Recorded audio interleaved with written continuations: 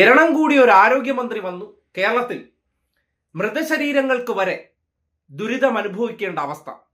കൊല്ലം ജില്ലാ ആശുപത്രിയിൽ നിന്നുള്ളൊരു ദൃശ്യം പുറത്തു വന്നിട്ടുണ്ട്. പോസ്റ്റ്മോർട്ടം നടപടികൾ നടക്കുന്നില്ല. ഡോക്ടർമാരില്ലാത്തത് കൊണ്ട് പോസ്റ്റ്മോർട്ടം നടപടികൾ നിർത്തിവെച്ചു. ബന്ധുക്കൾക്ക് അവരുടെ ഉറ്റവരുടെ ജീവൻ പൊലിഞ്ഞതിന് ശേഷം അതിനുവേണ്ട മരണാനന്തര ശുശ്രൂഷകൾ ചെയ്യാൻ പോലും പറ്റാത്ത അവസ്ഥയിലേക്ക് കേരളത്തിന്റെ ആരോഗ്യ മേഖലയുടെ എരണം കൂടിയത് നിങ്ങളൊന്ന് കണ്ടേ. ചേട്ടാ എപ്പോ വന്നതാ? ഞങ്ങൾ രാവിലെ 8 മണിക്ക് വന്നത്. ഒന്നും ആയിട്ടില്ല. അത് മോർച്ചറിയിൽ നിന്ന് എടുത്തിട്ട് വന്നതാണ്. ഇപ്പൊ ഐസ് വിട്ട് കാണാനുള്ള സമയം കഴിഞ്ഞു കാണുമല്ലോ. എന്തായാലും ഫ്രീസറിൽ ഇരുന്ന സാധനമാണ്. നടപടി ചോദിക്കുമ്പോ ബന്ധപ്പെട്ട് ചോദിക്കുമ്പോ ഇവിടെ ഡോക്ടർ ഇല്ലാന്നാ പറയണേ. ഡോക്ടർ വരും. ഡോക്ടർ 1 മണിയായല്ലേ? 1 മണിയായി. ശരിക്കും പറഞ്ഞാൽ നമുക്കിപ്പോ ഇത് ശവസംസ്കാരം ചെയ്യേണ്ട സമയമായി. മോർച്ചറിയിൽ നിന്ന് എടുത്തു പോസ്റ്റ്മോർട്ടം കഴിഞ്ഞ് കൊണ്ടുപോയി സംസ്കാരം ചെയ്യേണ്ട സമയമാണ്. ആ സമയത്ത് ഒന്നും നടന്നിട്ടില്ല. നമ്മളിവിടെ വെയിറ്റ് ചെയ്യാണ്. വേദനയോടെ നിൽക്കുന്ന സമയത്ത് പിന്നെയും വേദന ഉണ്ടായി. നമുക്ക് വേദന തന്നെയാണ്.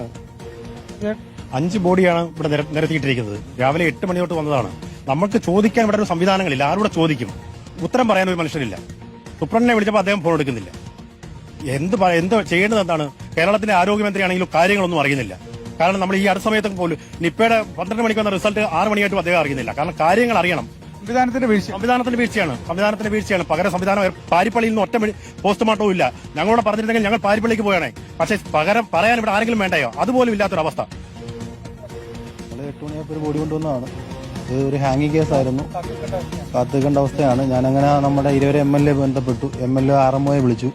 RMO ഡോക്ടറെ വിളിച്ചപ്പോൾ പറഞ്ഞ ഡോക്ടർ കുഞ്ഞിന് സുഖമില്ലാത്തത് കൊണ്ട് പകുതി വരെ വന്നിട്ട് തിരിച്ചു പോയതാണ് എന്നാണ് പറയുന്നത്. ഇതാണ് ഈ പ്രിയപ്പെട്ട ആളുകളുടെ പ്രതികരണമാണ്. കാരണം ഇവരൊക്കെ തന്നെ പോസ്റ്റ്മോർട്ടം നടപടികളൊക്കെ പൂർത്തിയാക്കിയ ബോഡി ഏറ്റുവാങ്ങാൻ നിൽക്കുന്ന ആളുകളാണ്. രാവിലെ മുതൽ നിൽക്കുന്നു. നമ്മൾ കണ്ടില്ലേ എന്തൊരു എരണം. ഇതാണ് എരണമുള്ളവൻ നാട് ഭരിച്ചാൽ ഉണ്ടാകുന്ന അവസ്ഥ. ഇമാതിരി എരണം കൂടി നാട്ടുകാർ അനുഭവിക്കേണ്ടതുണ്ട്. കഴിഞ്ഞ 10 വർഷക്കാലം ഇങ്ങനത്തെ അവസ്ഥയൊന്നും ഉണ്ടായിരുന്നില്ല. ആശുപത്രി കെട്ടിടങ്ങളെല്ലാം പുതിയ മോഡിയിലായി. മുഴുവൻ പ്രശ്നങ്ങളും പരിഹരിക്കപ്പെട്ടില്ലെങ്കിലും ഒരു സിസ്റ്റം കൃത്യമായി പ്രവർത്തിച്ചുകൊണ്ടിരുന്നു. ഇപ്പോ അങ്ങനെ ഒരു സംവിധാനമേ ഇല്ല. മന്ത്രി തന്നെ കാര്യങ്ങൾ അറിയാത്ത അവസ്ഥയിലും മന്ത്രി തന്നെ പിച്ചും പേയും പറഞ്ഞുകൊണ്ട് നടക്കുമ്പോൾ എരണം കൂടിയവർ കയറി ഇരുന്ന് കഴിഞ്ഞാൽ എങ്ങനെയാണ് ഒരു സിസ്റ്റം തകരുന്നു എന്നതാണ് കേരളത്തിൽ കേവലം 1 മാസം കൊണ്ട് ആരോഗ്യ വകുപ്പ് കുത്തഴിഞ്ഞ അവസ്ഥയിലേക്ക് എത്തിപ്പെട്ടതിനെ നോക്കിക്കാണേണ്ടത്.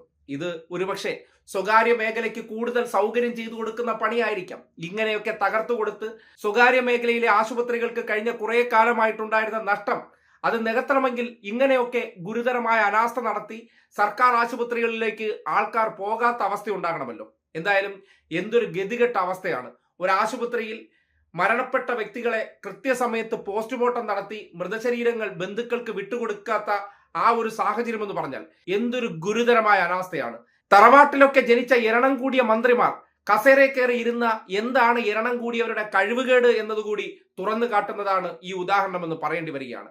വാചാടോപങ്ങളോ മൈക്ക് കെട്ടിവെച്ച് കൃത്യമായി പ്രവർത്തിക്കുന്നവരെ കുറ്റം പറഞ്ഞവർ ആ കസേര കയറി ഇരുന്നിട്ട് ഒരു ദിവസം പോലും മര്യാദയ്ക്ക് അതിനെ ഒന്ന് ചലിപ്പിക്കാൻ കഴിയാത്തവരാണ് വാചക കസർത്ത് നടത്തുന്നതെന്ന് നാട്ടുകാർ തിരിച്ചറിയണം. ഇന്തമാതിരി എരണം 5 വർഷം അനുഭവിക്കുമ്പോൾ ജനത്തിന്റെ കട്ടയും പണവും മടങ്ങുമെന്നുള്ള കാര്യത്തിൽ സംശയം വേണ്ട.